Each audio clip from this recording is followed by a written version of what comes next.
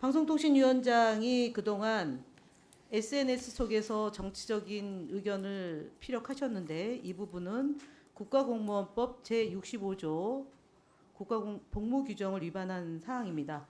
기조국장님 잠깐만 나오시죠.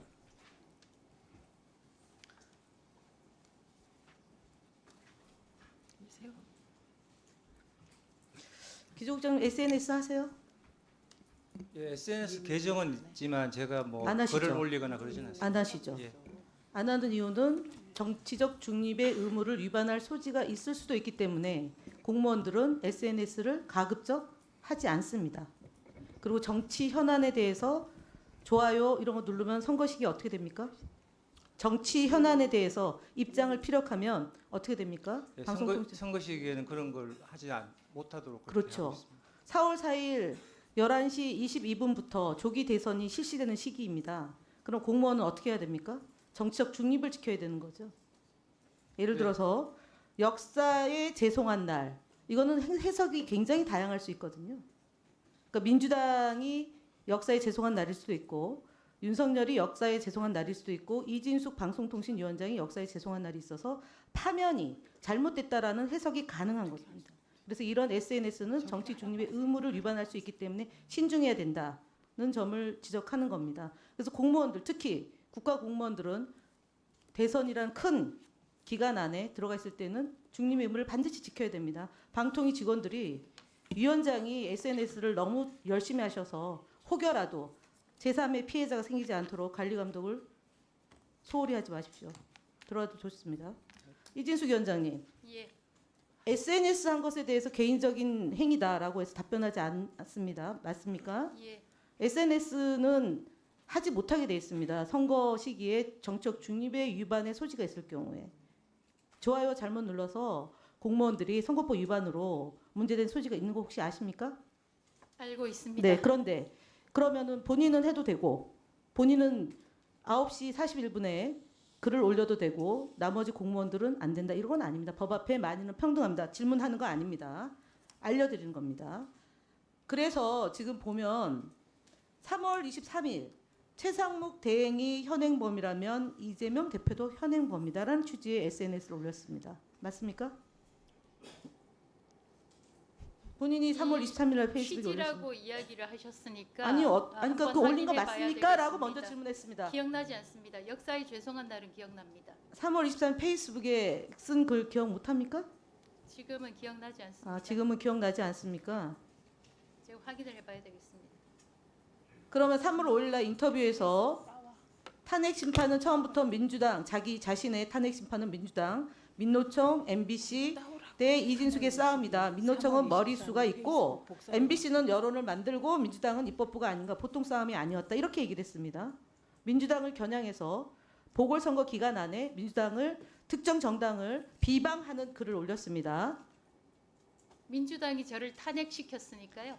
국회법에 따라서 절차에 따라서 탄핵을 했습니다. 이것에 대해서 본인이 정책을 한 겁니다. 민주당에 대해서 비방을 한 겁니다. 이거는 저의 자, 자기 잠깐만요. 방어였습니다. 아, 저 끼어들지 마세요.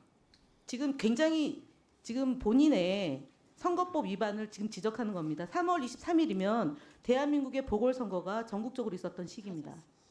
그래서 3월 23일에 이 글은 민주당을 공격하는 글입니다. 그래서 선거법 위반입니다. 그래서 선거법 위반 정치적 위반한 것 그러고요. 본인이 3월 23일 날 이재명 대표께 보내는 공개 질의 최대행이 현행범이라면 이재명 대표도 현행범입니다. 안녕하십니까? 방송통신위원장 이진숙입니다. 며칠 전 이재명 대표가 최상목 대행에게 최대행은 직무유기 현행범이며 이 순간부터 국민은 누구나 현행범으로 체포할 수 있기 때문에 몸조치하길 바란다. 깜짝 놀랐습니다. 이 발언을 다룬 기사들의 양아치, 깡패, 시정잡배라는 단어들이 언급되기도 했습니다. 며칠 지난 이 발언을 두고 왜 재탕을 하는가 생각하실지 모르겠지만 사실 저는 이 대표의 이 발언에 공개적으로 논평할 위치도 있지 않습니다. 게다가 제가 자기 방어 차원에서 한 발언을 두고 민주당 가방위원들이 공무원의 정치법 위반했다고 저를 감사원 감사청까지 한 상황이라서 발언에 무척 신중한 편입니다. 이게 기억 안 납니까? 이제 기억납니다. 예. 네, 선거법 위반입니다. 그다음에 말씀드렸던 공무원 신분으로 공개적으로 이재명 대표를 겨냥했기 때문에 이 역시 정치 중립의 의무를 지켜야 될 공무원의 위반입니다. 명확히 할 테니까 이에 대해서 법적인 책임을 지셔야 돼요. 그리고 한상혁 위원장이 해임될 때요. 공무원에 기소됐다는 이유로 해임됐거든요. 근데 지금 경찰 조사 몇 번 받았습니까? 한 번도 받지 않았습니다. 유시춘 이사장도 기소됐습니다. 좀 멈춰주세요. 없어 보여. 멈추세요.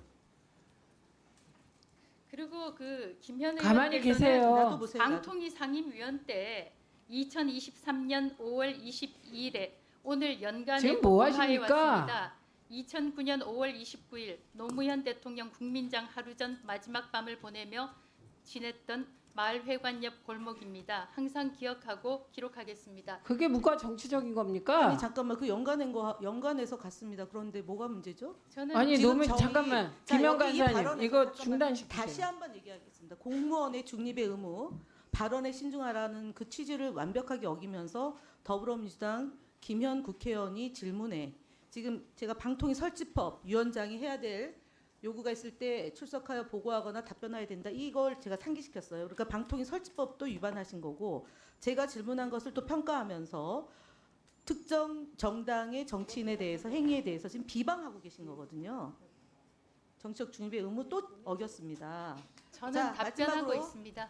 자 이거 시작하세요. 네, 이거 속기록으로 제가 이진숙 위원장에 대해서 개인적으로 고발하겠습니다.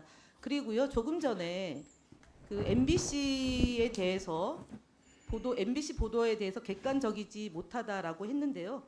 저 방송통신심의위원회 노조위원장 김준희 노조위원장 잠깐만 나오시면 좋겠습니다.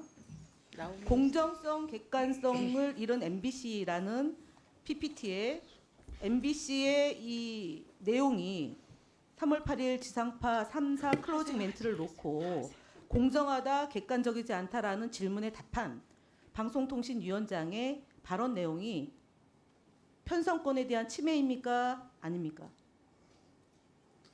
제가 답할 수 있는 문제가 아닌 것 같지만 그냥 뒤에서 듣기에 국민의 한 사람으로서 좀 의아하긴 했습니다.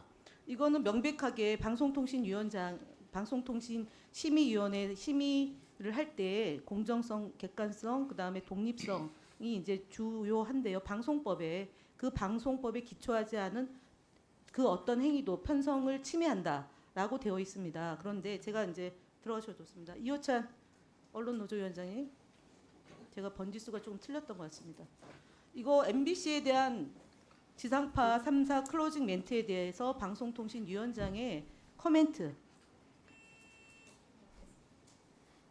이진수 위원장이 탄핵에서 복귀하자마자 보도 지침을 내리는 발언들을 했잖아요. 전 국민이 내란이라고 생각하는데 내란을 내란이라고 보도하면 안 된다라고 하는 그런 보도 지침을 내린 그 행태와 오늘의 발언 역시 저는 똑같은 맥락이라고 생각하고요. 그 어떤 클로징 멘트가 가장 국민적 상식에 근거할 것인가는 이미 국민들이 평가하고 있다라고 생각합니다.